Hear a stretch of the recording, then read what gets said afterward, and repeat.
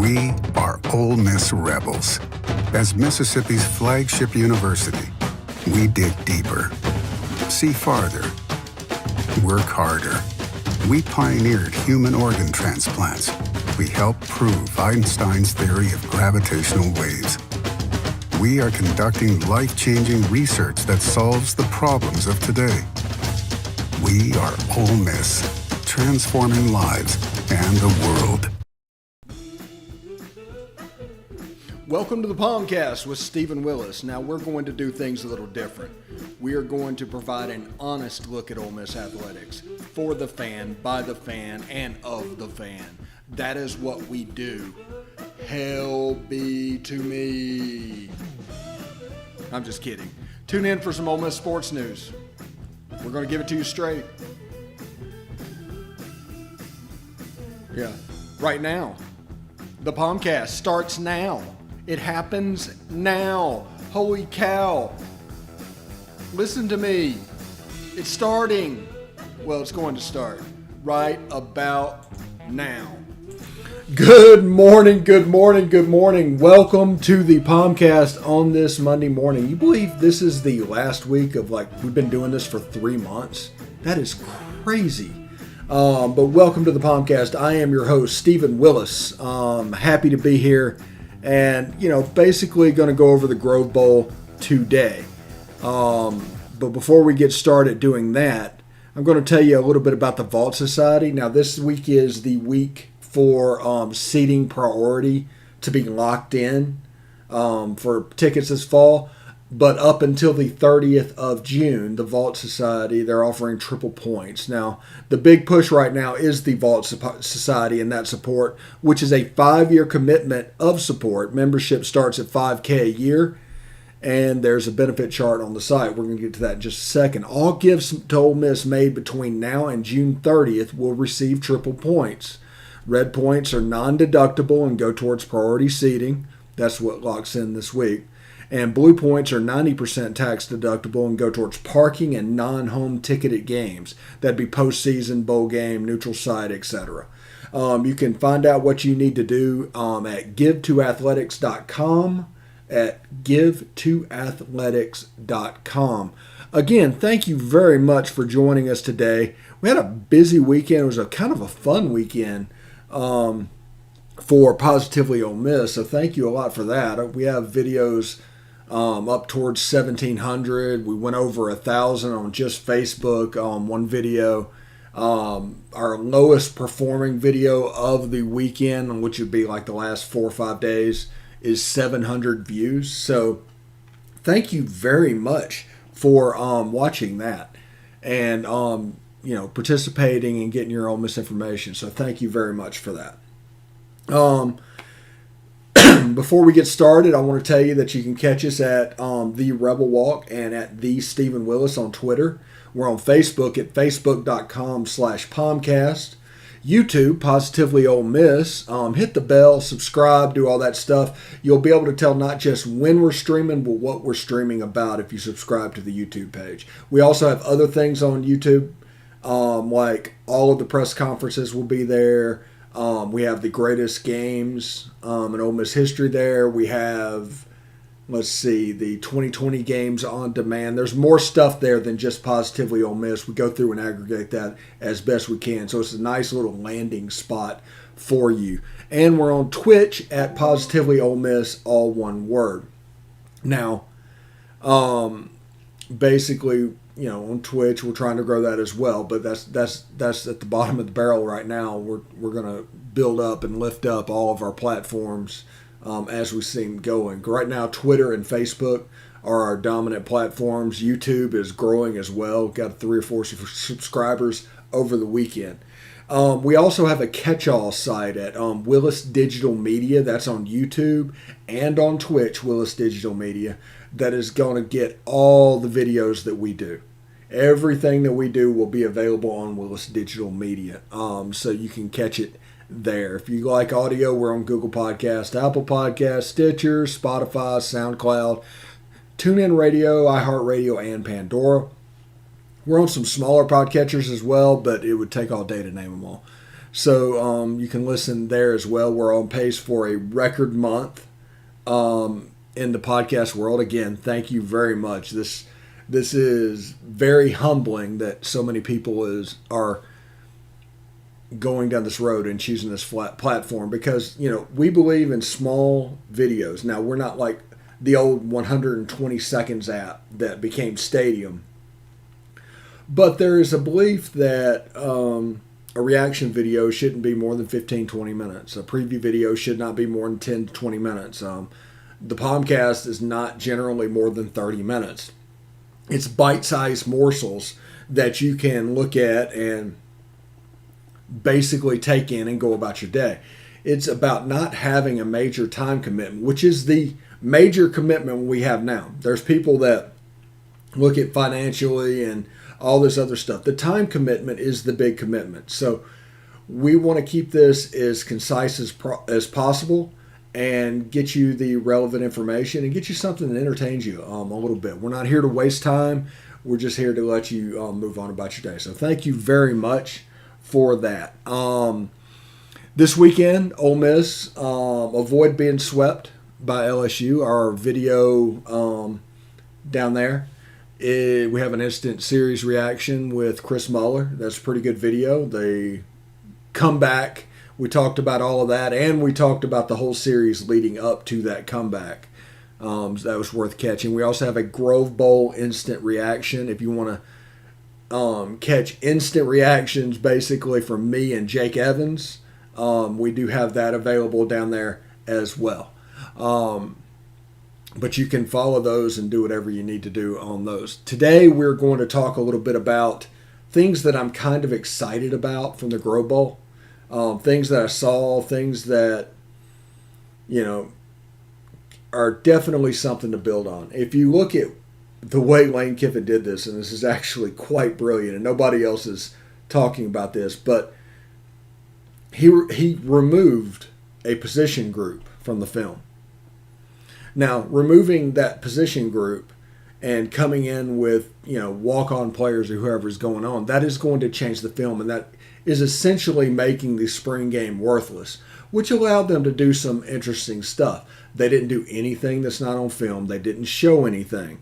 But with that position group being out, that has essentially made the Grove Bowl worthless film to opponents, because the game's going to change the way it's called, whatever's being done. Now, they had fun. They did everything they needed to do, but since that position group was out, that game is not a relative example of an Ole Miss called game. It was brilliant. It was worth seeing. I'm actually excited about that, because if you look at gamesmanship, he really took it to the next level on that. And listen, before we get going too much and I start talking about what I'm excited about, I might do that in segment 2. Let's go ahead and do the press conference highlights and go from there. Yeah, here's the press conference highlights. Healthy today, which is always a goal in the spring game. Having a season of COVID, I just wanted to try to make it as fun as it could be for players, for fans maybe that hadn't had an opportunity to come that were there today. And so it seemed like the guys had fun. Matt played well with the top 3 receivers there until we pulled them. So that was good to see. And defense had some turnovers and played really well at times. So, it was a cool day. I feel like we did a great job on both sides. It was kind of a one-sided affair, with the spring game. But at the end of the day, through the whole spring, I feel like the defense made a major step. And the blue squad took it today, but I feel like the red squad, we know what we could do. So I feel like we're taking a major step, and we got to keep on improving during the summer. They didn't have the top guys when they were in there, which obviously, as you can see, makes a difference for anybody. But we'll watch the film on that. They made a few plays in there, and at times had some plays maybe where some receivers could have made them that didn't make plays. That would have helped them statistically. But just wanted to get them. Even I think they both were both teams at times too. Really just a standard that we implied when we first got here in January, and we just took off with that. We, like I said earlier, I think it was another interview that we got the standard posted in our locker. Every day, Coach Durkin reminds us that we can't drop off. We said we want to be one of the top defenses in the nation, and we got to live by it day in and day out. Yeah, I think once you lose top players, then obviously that filters through your depth chart, and so sometimes those guys, are with some twos, that are really normally threes or fours, and, that can impact. And we didn't have as many defensive people out, so, you could see that show up, especially, when it was twos versus twos. It's gonna make a big difference because we really don't have a drop off. As you can see today, we had the one defense and the two defense, and you couldn't really tell the drop off really. So I feel like adding the depth is going to keep us fresh for all 4 quarters. Well, I thought, Braylon, when he was healthy last year, played great. And went out of that LSU game, he was really hot when he was going out, and I think his average per catch was one of the tops in the country. So just good to see him make plays, and needs to stay healthy so he can have a really big year. To me, it was. I like the atmosphere. Even I thank the fans for staying out in the rain. I ain't gonna lie. If it was me and it was raining, I would have went to the house. But them staying out and actually, staying to the end of the game, it was big. Well, I don't think we probably were the biggest in the U.S. But our guys had fun. They had a good time before, and just trying to make it fun. And I thought that stuff before was pretty cool, and the coaches got into it, dressing up and all that. So I don't know, if I was watching, I'd say that's a fun place to go, and so I'd go there. Well, it's kind of a weird game too because things are mixed, and it's not just all ones and twos, and so it's kind of hard to evaluate that way. And then those top receivers, you really weren't supposed to really tackle, and that's why they were in different colored jerseys. So that probably made it a little harder to cover them. So I look at the spring as a whole that I think we're much improved on defense. Yeah, he's really unique. Does not seem like a young kid from day one when he got here. Very mature, and really good sense of feeling around him, what's going on. So I think he'll be one of many freshmen that play for us. I think so. Again, the most important thing is the product you put on the field at the end. The other stuff's good, so that's why we try to be creative with it. But if we can go out and play really well, that'll help more than anything. All right, that is the press conference highlights. Basically on your screen right now is the highlights from the Grove Bowl. Thank you for Ole Miss Sports Production for putting that up as well.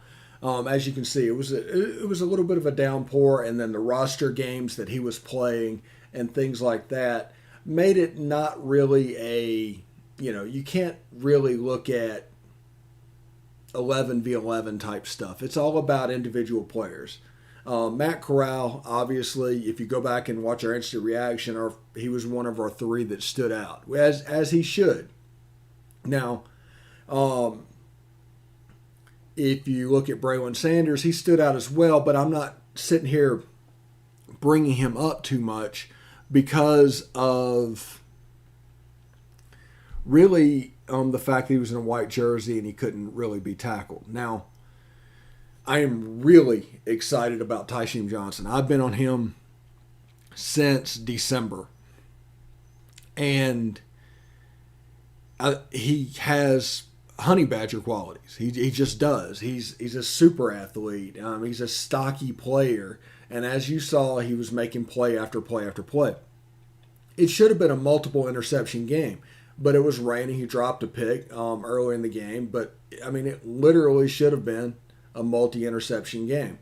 Now, we tell you about this defense all the time. It's designed to, make explosives, the turnover plays, the explosive plays, things like that. And that allows him to, the offense to go on a little bit of a run. And that's the purpose of that, because what we're doing and what you saw last year when it was clicking was an offense that was really unguardable, because there's so many options in this offense. People don't realize that pass plays all have a run tag. Run plays all have a pass play. You can instantly do that, and you can make it to where the defense is never right. Defense is always going to be wrong and make a mistake. And, I mean, that's the beauty of this offense. I really enjoy what they do. I enjoy the tempo aspect of it. I enjoy the Lane Kiffin shot play aspect of it, because you're going so fast and it becomes almost boring to a defense whenever things are clicking like that. There's the interception by Tysheem Johnson, by the way. Heck of a player. He's got a future. He really does on Ole Miss's defense. But it almost gets boring because everything is so repetitive and so fast. And all of a sudden, the Lane Kiffin shot play comes into play. And it catches a cornerback kind of peeking in the backfield, doing all that. And it's just very dangerous. And they do things like put the wide receivers out too far out wide because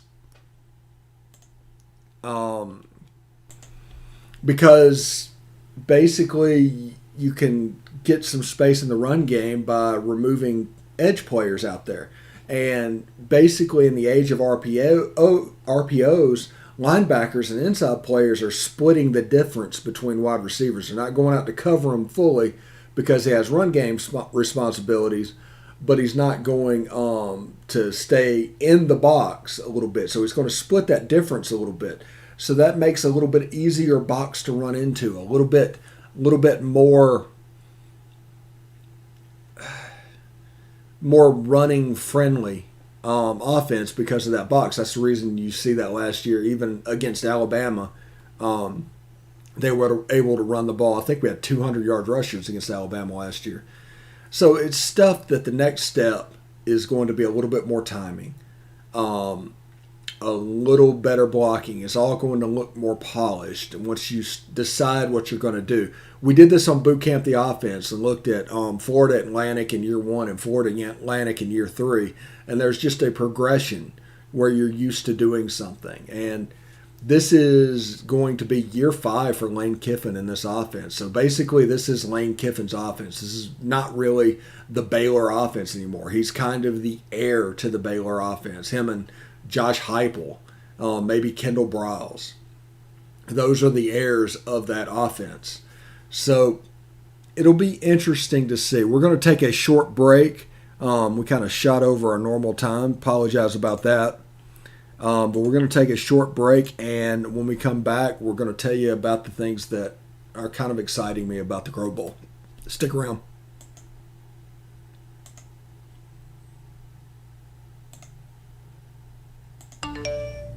You want to answer that, don't you? I bet it's just killing you seeing the soft glow just inches away. Someone wants to tell you something or ask you something. Oh, come on, answer it already! Just so we're clear, that wasn't my fault. Next time, ignore your inner voice. Don't text and drive. A message from Florida's trusted choice independent insurance agents. Hey, this is Stephen Willis. I just want you to stick around a little longer. We're going to get back to the podcast right after these messages. Tonight, nearly 40,000 veterans across the country are homeless. These men and women have pledged to serve our nation, and now we must serve them. Landlords across the country have helped make significant progress in reducing veteran homelessness by making housing available, but there is more that we can do to bring our veterans home. Visit www.va.gov/homeless to see how you can get involved. And if you are a veteran and you are experiencing homelessness, please call 877-4AID-VET. Thank you. All right, welcome back to the POMcast. I am your host, Stephen Willis. I tell you what, this has been a really fun show. I really like thinking back to the Grove Bowl and what all that means. Now, remember, in the fall, we still have players like Braylon Brown to show up, players like Tywone Malone. This is nowhere near the finished product. And like I said earlier in the first segment, Lane Kiffin did a brilliant job with his roster of basically making the film not mean anything. And I told you for weeks leading up to the spring game, it's not an 11-on-11 exercise. It's about individual gains. It's about making plays when the lights come on after an improvement period that is the spring. So that is what spring football is basically going to be about. So now, without further ado, I do want to say I am very excited about Tysheem Johnson. I've said that in the first segment. I've said that since December. Like I said, he has honey badger-like qualities about him. The only thing about him is going to be how he handles his business. If he does that, he should be able to grow and expand, and it just gets a little bit better and better. The ball seems to find this kid. And even in the Grow Ball, I noticed that. The ball seemed to find him. Whether it was a tackle, the 2 interceptions, one that he didn't make, one that he actually wrestled away and did. The hyper-competitiveness, the everything about this kid is something to be very excited about. Now, here's the problem. He's playing behind Jacob Springer, which is a great mentor for him, and Otis Reese at the safety position or star position, whichever way you want to do it. The free safety position is kind of being patrolled right now by A.J. Finley and Keydron Smith. So that doesn't seem. So there's a little bit of a depth pileup that you could see from him. Now, he's going to get on the field. I don't know how he's going to get on the field. He might be our 6th defensive back whenever we get into long yardage. You might see something like that. You move Jacob Springer in to play basically a pseudo linebacker position and insert the true freshman at the star. That's a possibility. But he's going to get some time this year, and he's going to get to play because the purpose of our defense is to be basically heavy on depth. So if we're low on depth like last year, it's going to be a problem with our offense because they're going to wear down. It's going to get tired. At the end of the Auburn game last year, you could just see that they were wearing down and that badness was on its way. And that's just because they didn't have enough players. Well, now they have a little bit more. They have a little bit more. They have the Tysheem Johnson, the M.J. Daniels, who had an interception Saturday. Very excited about him. One-on-one coverage, turned around and get the ball, made a great play. I mean, he's 6'3". The other side, Miles Battle's 6'3". There's a chance of having 2 6'3" corners on the field at the same time if they develop. Now, everything that we see in the spring is basically put up there with an asterisk. You can be excited about things, but you need to develop them more. You need to go into summer workouts, and then you need to, once July gets here, the end of July, get ready for fall camp. And once fall camp's over, you need to be good to go. That should be the deadline for the season. By the time we get to the Georgia Dome in Louisville, you should be ready to peak at a high performance level. And I don't see any reason why that can't happen. On the defensive line, they actually played fairly well, but you couldn't really tell much about it because of the running back situation. Like I said, it messed up a little bit of the trenches because I'm sure there was great kids playing running back, but it's not the big ones. It's not the Jerry Neely, not the Henry Parrish, not the Snoop Connor, not the Kentrell Bullock. Those guys, they weren't playing, so they were kind of left off. Now, the wide receivers with the one offense, I'm telling you, it was brilliant. It was absolutely brilliant. Both in white jerseys. You can't tackle them. So that opens up the pass game. Now, whenever they were being covered, it opened up quite a bit. And there was 2 touchdowns to Braylon Sanders and 1 off a deflection to Jonathan Mingo. It was a big deal. And then this was the whole spring game. If you take those away, it could have been 7-6 or something like that. Something beautiful. And I mean, we were very close to that happening. And the film, as it is just absolutely useless. Anybody trying to make sweeping statements off of that video, I feel sorry for them. I mean, you can find a couple of players that stood out, but you're not going to see the true picture. I mean, the one defense who obviously played well, they're obviously better than they were. You didn't see Otis Reese. You didn't see Jacob Springer. You didn't see those guys making plays. I mean, it was all the two defense making plays, where the offense was a little bit the same, but the personnel doesn't match what you're going to see in the fall. This film's useless. Absolutely useless. If you're using it to try and make a decision on Ole Miss football, you're going to get beat come Labor Day 50-0 because there's nothing you can take from it. The thing that I got from this game, absolutely, is Matt Corral is there. The offense performs whenever he's doing something. Braylon Sanders played really well. Saw a little bit from Jonathan Mingo as far as him taking the step, which is important for him. Dennis Jackson struggled with fans in the stands. That one was a little bit concerning. The offensive and defensive line, not really much to tell about that because they were playing walk-ons at running back. The offensive line did have some problem blocking, especially the twos. The defensive line, that's a good sign for the defensive line. But there's not a lot you can tell from the front seven on either side. The thing that you can tell was at the back. So Tysheem Johnson made a play. M.J. Daniels made a play. I think Trey Washington led the team in tackles. I mean, it was young and it was depth building, and it's worth seeing. It's good for it. It's a part of a natural progression of the team. Now, remember, with the POMcast and Positively Ole Miss, we don't look at Ole Miss through really necessarily a season. We look at Ole Miss through basically a program. So a single loss, a single thing that is going to happen, doesn't really phase what we believe in. That doesn't really phase what we want to see. It's all about getting the program to the next step, and then whenever you see that the program can't go to the next step, it's time to make a change. But we're not going to overly get in on kids. We're not going to get in on coaches. We're not going to do anything like that. We're going to break in about the game. We're going to talk about it, and it's all fun and what it means going forward. It's not going to be something that we dwell on after it happens, win or lose, because I don't think people are very right. I'll just say right to do that, because this is a program and we're trying to get the program where we want it to be. One season cannot get the program where it needs to be. One season can derail getting the program where we want it to be.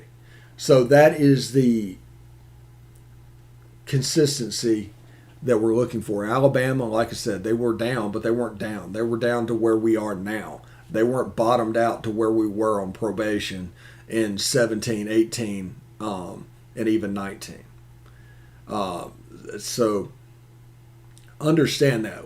Whenever they hit their bottom, they were about after the Lane Kiffin Outback Bowl.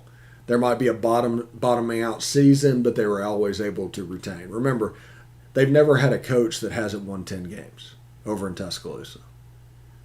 So they don't really know what's going on. So we need to do things our way. We need to have fun doing it. That's the reason they're promoting fun. Ole Miss's athletics is going to promote fun. It's going to promote competition. It's going to promote pro mindset. And doing that, Ole Miss is going to be able to recruit at a fairly high level. I expect somewhere in the neighborhood of 15 to 10 finish up in recruiting this year. We don't really necessarily follow the day-to-day. We'll tell you about some of the kids and what they mean. I mean, I was in that world for 10 years.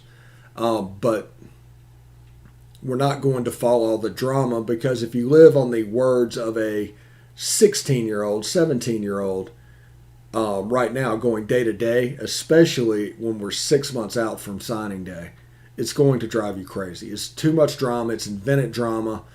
Don't worry about it. Just do what you need to do. Provide what you can provide. Control what you can control.